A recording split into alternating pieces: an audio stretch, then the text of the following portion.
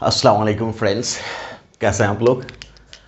अपना टॉपिक चल रहा था liquid solution and colligative properties, है ना। उसी में अगला लेक्चर मैं आपके सामने लेके आया हूँ। इसमें हम लोग डिस्कस करेंगे कि solution containing non volatile solute. जब किसी भी सॉल्यूशन में कोई नॉन वॉलेटाइल सॉल्यूट आएगा तब उसे हम लोग कैसे डील करेंगे। तो हम लोग पहले ही डिस्कस कर चुके हैं कोई भी सब्सटेंस वोलेटाइल कब होता है, कोई भी सब्सटेंस नॉन वोलेटाइल कब होता है। तो वोलेटाइल होने की क्राइटेरिया क्या है कि उस सब्सटेंस को अपना फेज ट्रांसफर करना पड़ेगा, उसको अपना स्टेट चेंज करना पड़ेगा, है कि नहीं। और अगर वो गैसियस स्टेट में जाता है तो उस सब्सटेंस के लिए पी नॉट, जो हम लोग बोलते थे प्योर सब्सटेंस का, पी नॉट की वैल्यू 0 अगर नहीं है तब बोलेंगे सब्सटेंस वोलेटाइल है। समझ में आ रही बात।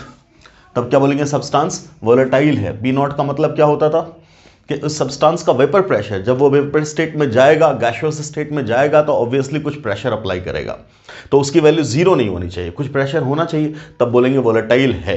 अगर पी नॉट की वैल्यू 0 हो गई, पी नॉट की वैल्यू 0 हो गई, तब बोलेंगे your substance is non volatile. इसका मतलब क्या है, इसका मतलब यह है कि वो सब्सटेंस गैसियस स्टेट में गया ही नहीं। जब वेपर स्टेट में गया ही नहीं तो उसकी वजह से प्रेशर होने का क्या, क्लियर। इस वजह से उस सब्सटेंस का वेपर प्रेशर 0 होगा। फॉर एग्जांपल चीनी, हमने उसको पानी में डिसॉल्व कर दिया, ठीक। तो पानी की बात करें तो बोलेंगे वो वोलेटाइल सब्सटेंस है, वो इवेपोरेट होगा, वो गैसियस स्टेट में जाएगा, तो there will be pressure due to water molecules. But चीनी अपना नॉन वॉलेटाइल सब्सटेंस है तो वो गैसियस स्टेट में कभी नहीं जाएगा, और गैसियस स्टेट में नहीं जाएगा तो उसकी वजह से pressure there will be 0। Clear है।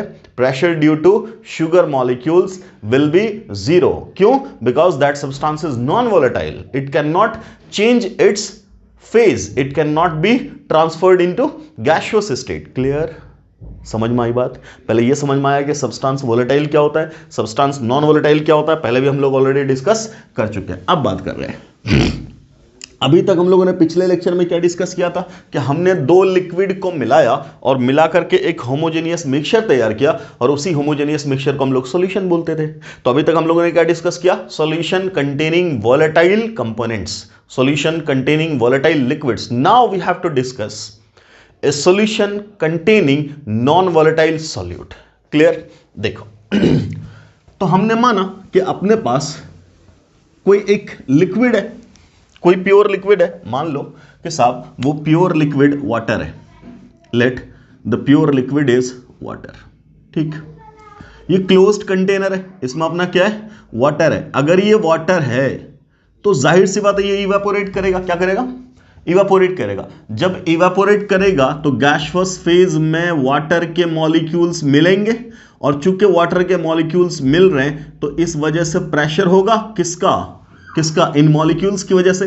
तो इसी प्रेशर को हम लोग क्या नाम देते थे, पी नॉट। नॉट क्यों लगाते थे, बिकॉज प्योर था, ये क्या था अपना, प्योर वाटर है। क्या, प्योर वाटर है, ठीक। तो पी नॉट का मतलब क्या, नॉट कब लगाते थे, जब प्योर सब्सटेंस होता था। तो पी नॉट ऑफ H2O, क्या बोलेंगे, vapour pressure of pure water will be called P naught of H2O। अब बोला गया आपसे कि इसमें अगर कोई नॉन वॉलेटाइल सब्सटेंस, मान लो कि हमने इसमें शुगर डाल दिया, इसमें शुगर इंसर्ट कर दिया। क्लियर, ठीक। ये शुगर इसमें मिक्स किया गया और डिसॉल्व करके एक नया सॉल्यूशन बनाया गया। अब क्या बनाया गया, अब बनाया गया सॉल्यूशन।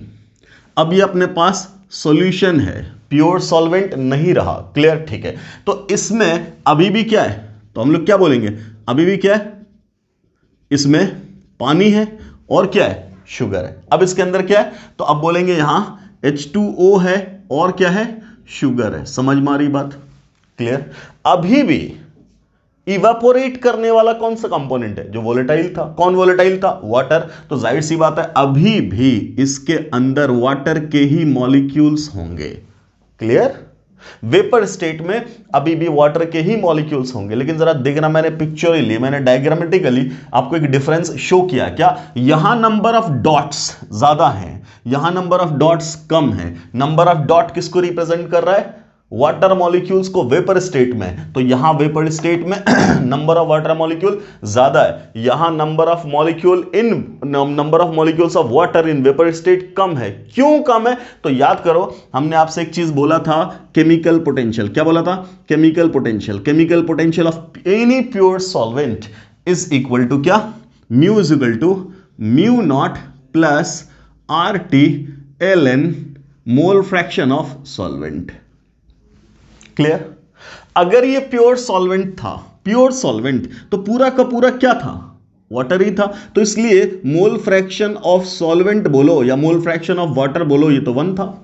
जब किसी सब्सटेंस में कोई मिक्सचर है ही नहीं तो वो पूरा का पूरा वही है, तो जब वही पूरा का पूरा है तो उसके लिए मोल फ्रैक्शन की वैल्यू क्या होगी? 1।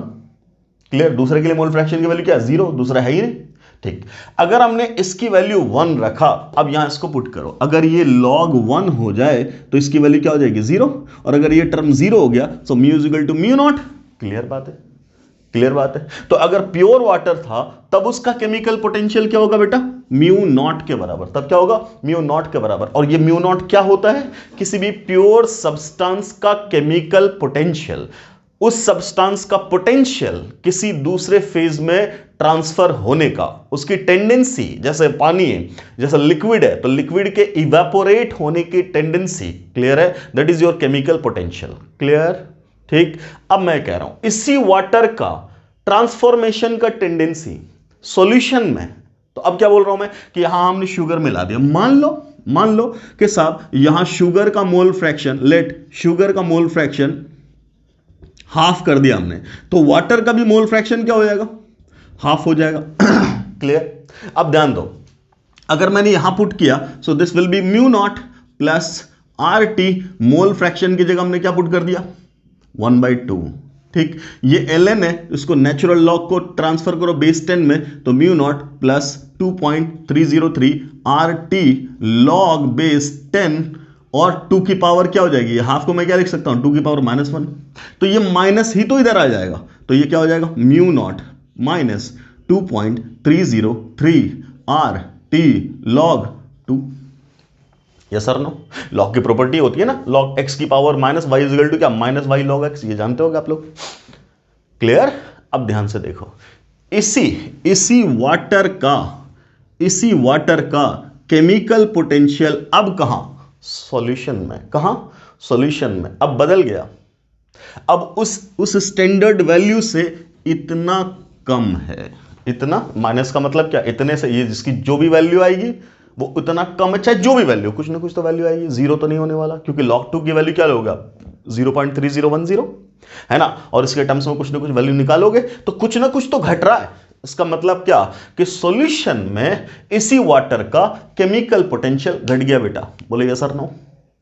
इसी वाटर का केमिकल पोटेंशियल इस सॉल्यूशन में घट गया, means now mu of H2O in solution is less than mu naught, या यूं कहो mu of H2O in solvent, और ये सॉल्वेंट वाला ही क्या है? म्यू नॉट है।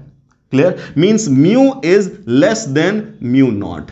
क्लियर? कितने फैक्टर से? तो बोलेंगे इतने फैक्टर से कम है, इतना मैग्नीट्यूड से कम है। क्लियर? खैर वो जो भी वैल्यू है हमें उससे मतलब नहीं है, मैं आपको सिंपली इतना समझा रहा हूं कि वाटर का वेपर स्टेट में जाने की जो पहले टेंडेंसी थी वो अब कम हो गई। क्यों कम हो गई? बिकॉज हमने इसमें कोई नॉन वोलेटाइल सॉल्यूट डाल दिया। नॉन वोलेटाइल सॉल्यूट डालते ही क्या हो गया? तो आप क्या बोलोगे? सिंपली नॉन वोलेटाइल सॉल्यूट डालते ही वाटर का मोल फ्रैक्शन घट गया। मोल फ्रैक्शन घटेगा तो लॉग की वैल्यू घटेगी, यहां से वैल्यू नेगेटिव हो जाएगी, और जब नेगेटिव होगा तो म्यू की वैल्यू क्या हो जाएगी? डेफिनेटली कम हो जाएगी। पहले इतनी बात समझ में आई। वाटर का इवेपोरेट करने का टेंडेंसी क्या हो गया? अब कम हो गया। क्यों कम हुआ? बिकॉज हमने कोई नॉन वोलेटाइल सॉल्यूट ऐड किया। तो क्या पता चला कि अगर किसी भी प्योर सॉल्वेंट में अगर आप कोई नॉन वोलेटाइल सॉल्यूट ऐड करते हो, क्लियर, तो उस सॉल्वेंट का इवेपोरेट होने का टेंडेंसी घट जाएगा। जब घट जाएगा तो number of molecules in gaseous phase कम मिलेंगे, और जब कम मिलेंगे तो ये डेफिनेटली प्रेशर भी क्या होगा? घट जाएगा। अभी प्रेशर क्या था? P0, अब ये प्रेशर क्या है? P। अब ये प्रेशर क्या हो जाएगा P, and definitely your P will be less than P not of H2। अब आराम से समझना, आराम से समझना, इसको मैं क्या लिख रहा हूं, P टोटल लिखूंगा या P सॉल्यूशन लिखूंगा ना। अगर दोनों कंपोनेंट वोलेटाइल होते A और B तो यहां क्या आता, partial pressure of A plus partial pressure of B।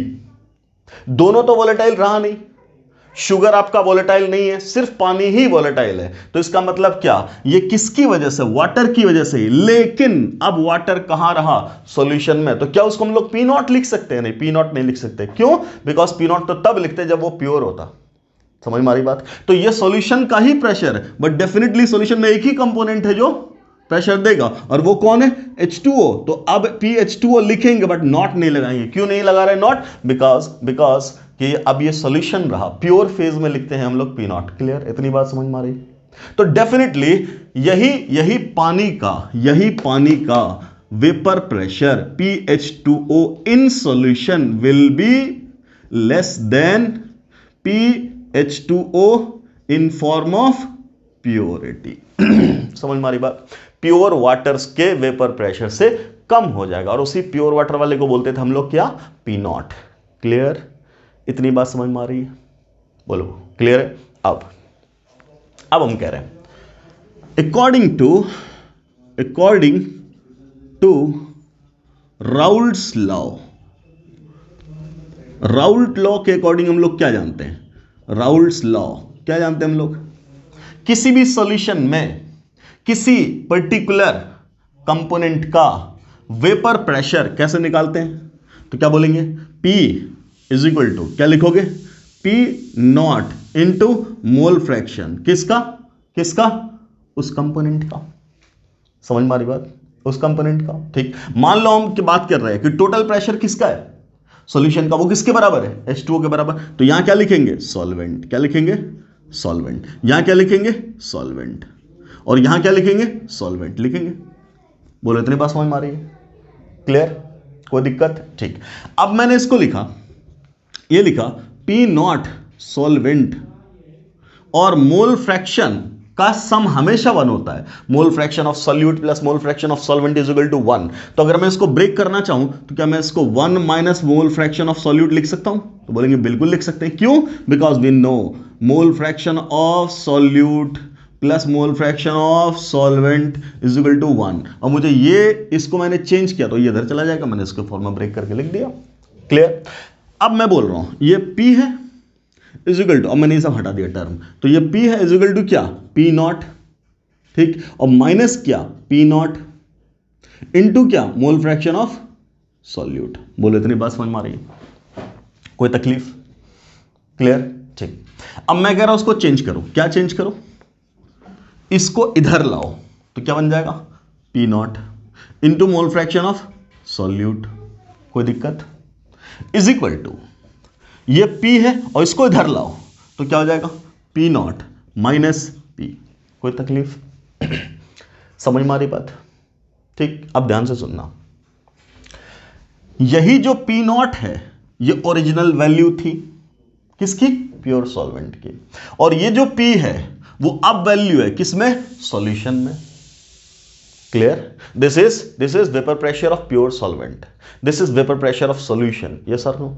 अब मुझे बता, मैंने बोला कि प्रेशर घट गया, मान लो कि हम बॉइलिंग पॉइंट पे ही बात कर रहे हैं, तो बॉइलिंग पॉइंट पे इसका प्रेशर एटमॉस्फेरिक प्रेशर के बराबर होगा। तो अभी P नॉट की वैल्यू मान लिया कि 1 atm है, तो ये वैल्यू जब घट गई तो घटी हुई वैल्यू कुछ ना कुछ तो उससे कम हो गया। हमने माना कि लेट इट इज 0.8 atm, तो कितने का डिफरेंस आया, तो बोलोगे 1 माइनस 0.8, तो कितने का आएगा, 0.2 का। इसका मतलब घटा है, इसका मतलब घटा है। तो ये वैल्यू जो है इसको मैं क्या लिख सकता हूं, इसको मैं क्या लिख सकता हूं, इसी को लिखूंगा ना डेल्टा P। क्या लिखूंगा इसको, डेल्टा P। समझ में आ रही बात, means your delta P is now equal to, वो डेल्टा P किसके बराबर, किसके बराबर, P naught into mole fraction of solute. क्या इतनी बात समझ में आ रही है। ये बन गया सर एक इक्वेशन, क्या बन गया, एक इक्वेशन, और इसे हम लोग नाम क्या दे रहे हैं, इसे नाम क्या दे रहे हैं, डिक्रीज। और ये कैसा डिक्रीज है, घटा हुआ, सॉरी ये चेंज है, कैसा चेंज है, कैसा चेंज है? Decreased value. तो इसको क्या बोलते हैं? इसको क्या बोलते हैं? लोअरिंग। क्या बोलते हैं? लोअरिंग और डिक्रीज किसमें? इन vapour pressure. Lowering of vapour pressure या लोअरिंग इन वेपर प्रेशर। और ये किसके बराबर है? किसके बराबर है? P naught of pure solvent into mole fraction of solute. समझ में आ रही बात? क्लियर? अब मुझे एक बात बताओ, किसी पर्टिकुलर टेम्परेचर पे किसी भी प्योर सॉल्वेंट का पी नॉट वैल्यू फिक्स होगा? बिल्कुल फिक्स होगा। इसका मतलब ये कांस्टेंट वैल्यू है? बिल्कुल कांस्टेंट वैल्यू। तो अगर मैं कहूं ये कांस्टेंट है तो इक्वल साइन अगर हटाएंगे तो अपने पास क्या रिलेशन आएगा? Your delta P will be directly proportional to, ये कांस्टेंट था और इक्वल हटा दिए तो मोल फ्रैक्शन ऑफ सॉल्यूट। बोलेगा सर नो? है कि नहीं? Lowering in vapour pressure is directly proportional to mole fraction of solute. Clear? ये ऐसे भी समझ सकते हो कि ये घटा ही क्यों? तो सॉल्यूट के डालने से। तो सॉल्यूट के डालने से अगर वेपर प्रेशर घट रहा है, इसका मतलब जितना ज्यादा सॉल्यूट डालते चले जाएंगे उतना ज्यादा वेपर प्रेशर की वैल्यू घटती चली जाएगी। तो हम क्यों ना लिख दें delta P is directly proportional to mole fraction of solute. Clear? समझ में आ रही बात? अब मैथमेटिकली अगर सॉल्व करना है क्वेश्चंस को, न्यूमेरिकल्स को, तब उसके लिए वैल्यू आई क्या? कि lowering in vapour pressure is equal to P naught of solvent into mole fraction of solute in the given solution. Clear? Obviously, this delta P is what? This delta P is nothing but P naught minus P. Clear? What is P naught? P naught is vapor pressure of pure solvent, जो ये है. What is P? Vapor pressure of solution. Clear? अब एक बात सुन, यही अगर मैं इसको डिवाइड कर दूं, इस चीज को इससे डिवाइड कर दूं, तो वैल्यू आ जाएगी delta P upon P naught is equal to क्या? मोल फ्रैक्शन ऑफ सॉल्यूट आएगा। Delta P upon P naught is equal to mole fraction of solute. Clear? अब आराम से, आराम से। अगर सिर्फ बोले लोअरिंग इन वेपर प्रेशर तब इतना, ठीक। लोअरिंग इन वेपर प्रेशर पर ओरिजिनल अमाउंट, ये क्या था? ये तो ओरिजिनल वेपर प्रेशर था ना। क्लियर? सिर्फ बोला चेंज तो ये लिख दिया हमने, लोअरिंग बोल दिया, लिख दिया हमने। अब बोला इतने में कितना चेंज, इतने में मतलब क्या? पर original, per unit original value, तो ओरिजिनल वैल्यू से डिवाइड कर दिया तो इसी को क्या बोलेंगे? रिलेटिव। क्या बोलेंगे? Relative of the original. तब इस एक्सप्रेशन को बोलेंगे, then this expression will be called relative lowering in vapour pressure. बोलो यस और नो? क्लियर है? क्या इतनी बात समझ में आ रही है? Lowering in vapour pressure this much, relative lowering इतना से डिवाइड कर दो। क्लियर? क्यों इतना से डिवाइड कर रहे? क्योंकि ये तो ओरिजिनल वैल्यू थी। क्लियर? तो इसको क्या बोल रहे? Relative lowering in vapour pressure. And always remember दो स्टेटमेंट अलग अलग। क्या? जब बोले लोअरिंग इन वेपर प्रेशर तब बोलेंगे that is directly proportional to mole fraction of solute. समझ में आ रही बात? और बोले relative lowering in vapour pressure तो बोलेंगे equal to mole fraction of solute. दो अलग अलग स्टेटमेंट बोला जाएगा और दोनों सही है। क्लियर? ठीक। अब देख तीसरी बात अगर यही बोले परसेंटेज, मान लो मैंने तुमसे बोला 500 नंबर में तुम्हें आए 400 नंबर, तो रिलेटिव वैल्यू क्या हो जाएगी? तो बोलोगे 400 बटा 500, है ना। अब ये बोले परसेंटेज निकालो तो तुम क्या बोलते? कितना पाए? 400, कितने में? 500 में, गुना 100 में निकालना है, यही ना करते हो। तो अगर मैं बोलूं यहां परसेंटेज निकाल तब क्या हो जाएगा? Percentage lowering in vapour pressure. तब क्या बोलोगे? तब बोलोगे lowering in vapour pressure, sorry कौन सा? Relative, delta P upon P not को 100 से मल्टीप्लाई कर दो। रिलेटिव को ही तो 100 से मल्टीप्लाई किए हो तो परसेंटेज आया है। तो इसका मतलब percentage lowering in vapour pressure will be equal to relative lowering in vapour pressure into 100। Clear? ठीक। और ये किससे मल्टीप्लाई कर दोगे? राइट साइड में जब जाएंगे तो मोल फ्रैक्शन ऑफ सॉल्यूट को 100 से मल्टीप्लाई कर देंगे तो आ जाएगा percentage lowering in vapour pressure. तीन अलग अलग फॉर्म में याद रखना। क्या? लोअरिंग इन वेपर प्रेशर ये है, इससे डिवाइड कर दोगे तो रिलेटिव हो जाएगा, 100 से मल्टीप्लाई कर दोगे तो 100 से मल्टीप्लाई कर दोगे तो क्या आ जाएगा? Percentage lowering. क्लियर? अब जैसे मैंने बोला सिंपली जैसे मैंने एक वैल्यू लिया, क्या, let the temperature is 373 kelvin, मतलब 100 डिग्री सेल्सियस वाटर का बॉइलिंग पॉइंट है। हमने लिया प्योर वाटर का बॉइलिंग पॉइंट है। क्लियर? तो बॉइलिंग पॉइंट पे वेपर प्रेशर क्या होगा? तो बॉइलिंग पॉइंट कहते हैं किसको बेटा? बॉइलिंग पॉइंट उस टेम्परेचर को कहते हैं जहां पे कोई लिक्विड बॉइल करता है। और कोई लिक्विड बॉइल कब करेगा? जब उस लिक्विड का वेपर प्रेशर एटमॉस्फेरिक प्रेशर के बराबर हो जाएगा, और एटमॉस्फेरिक प्रेशर की वैल्यू 1 atm है। तो अगर वाटर बॉइल कर गया, इसका मतलब 100 डिग्री सेल्सियस पे जहां वाटर बॉइल कर रहा है वहां वाटर का वेपर प्रेशर एटमॉस्फेरिक प्रेशर के बराबर हो गया। इसका मतलब वाटर का वेपर प्रेशर 100 डिग्री पे 1 atm होगा। क्लियर? तो क्या बोल रहे हैं हम कि अगर हमने टेम्परेचर तय कर दिया, तो अगर मैंने बोला कि ये 1 atm है तो कोई कंफ्यूजन? बोलेंगे नो सर, 1 atm बिल्कुल ले सकते हैं। अब मैंने माना, अपने मन से मान लिया कि हमने कुछ भी अमाउंट ऑफ सॉल्यूट डाल दिया जिसकी वजह से प्रेशर घट गया। मैंने माना कि प्रेशर घट करके हो गया पी सॉल्यूशन हो गया 0.8 atm। आपको कोई कंफ्यूजन नहीं होना चाहिए। मैंने माना कुछ भी अमाउंट डाला जिससे घट करके 0.8 हो गया। ठीक, तो पहले क्या था 1, अब कितना हो गया 0.8। कोई तुमसे पूछे व्हाट इज डेल्टा पी, तो तुम क्या बोलोगे? It is P not minus P. तो 1 माइनस 0.8 कितना हो जाएगा बेटा? 0.2। कितना हो जाएगा? 0.2। कोई दिक्कत? डेल्टा पी बोला तो पी नॉट माइनस पी कर दिया। What is relative lowering in vapour pressure? ये क्या था? लोअरिंग इन वेपर प्रेशर को बोला relative lowering in vapour pressure. तब क्या होता है? Delta P upon P not, और वो 0.2 डिवाइडेड बाय 1, तो वैल्यू अगेन 0.2। क्यों चेंज नहीं हुई? बिकॉज ये तो 1 है ना, तो 1 से डिवाइड करने से क्या चेंज होगा? लेकिन यही कुछ और वैल्यू होती तो फिर दोनों अलग अलग आता। क्लियर? वाले बोला percentage relative lowering in vapour pressure या percentage lowering in vapour pressure, तब क्या आ जाएगा? इसी को 0.2 को 100 से मल्टीप्लाई कर देंगे, कितना आएगा? 20% घट गया। समझ में आ रहा है? 20% घट गया। So this is the concept of lowering in vapor pressure, relative lowering in vapor pressure and percentage lowering in vapor pressure. I hope आपको बिल्कुल क्लियर होगा ये सब चीजें, है ना? ठीक, इसका मतलब क्या पता चला?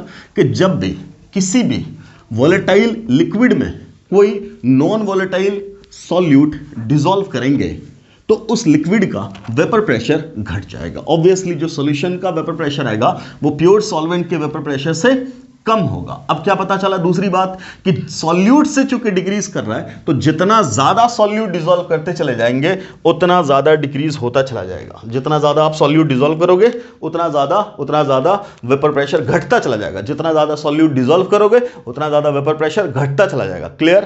तो क्या लिखा आपने इक्वेशन? फाइनली आपके पास इक्वेशन क्या था? तो आपके पास इक्वेशन था delta P is equal to P not into mole fraction of solute. याद रहेगा? Clear? What is delta P? That is P not minus P is equal to, बोलो, P not into mole fraction of solute. ये था equation.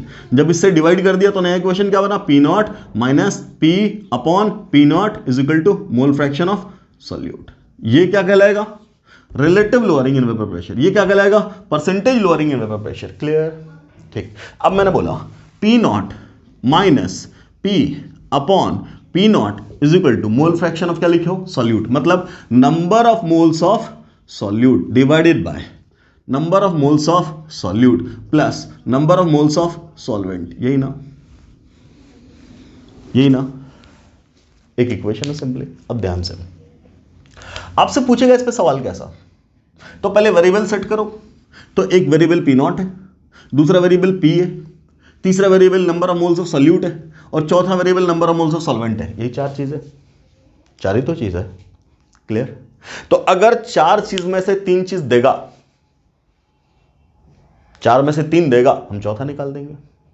यहां आओ, 1 2 3। अगर इस format में लाया, मोल फ्रैक्शन दे दिया, तब वेरिएबल कितने? 3। तो 3 में से 2 देगा, तीसरा निकाल देंगे। ये सर नो, मैं दोनों पे सवाल कर रहा हूं, इस इक्वेशन पे सवाल कर रहा हूं। सवाल दिया, एक सॉल्यूशन है, ठीक, जिसमें पी नॉट की वैल्यू 7 mm ऑफ Hg, ये दे दिया, ठीक। मोल fraction of solvent 0.8, calculate P solution, सवाल दिया ऐसा कैलकुलेट करिए, ठीक है साहब, ध्यान से। मोल फ्रैक्शन का टर्म में दे दिया, पुट कर दो यहां, ठीक। क्या पुट करोगे, P not minus P upon P naught is equal to mole fraction of solute, but दिया क्या है, मोल फ्रैक्शन ऑफ सॉल्वेंट। हम लोग क्या जानते हैं, mole fraction of solute plus mole fraction of solvent is equal to 1। तो अगर सॉल्वेंट दे दिया तो सॉल्यूट की वैल्यू क्या आ जाएगी, 1 माइनस 0.8, तो वैल्यू पुट कर देंगे 0.2, एक चीज हो गई, ठीक। पी नॉट की वैल्यू दे रखा है, पी नॉट की वैल्यू क्या दिया हुआ बोलो, 700 minus P upon 700 is equal to 0.2, solve कर दो इसको भेज वहां, तो ये कितना हो गया 700 minus P is equal to 0 से पॉइंट गया, और ये कितना आ गया 70 दूना 140, इसको ले जा उधर, उसको ला यहां, 700 minus 140 is equal to P, P is equal to कितना 560 mm of Hg, clear. And definitely ये वैल्यू घटी हुई है, पहले कितना था 700, अब कितना हो गया 560, किसमें, सॉल्यूशन में, क्यों, बिकॉज नॉन वोलेटाइल सॉल्यूट डाले हो,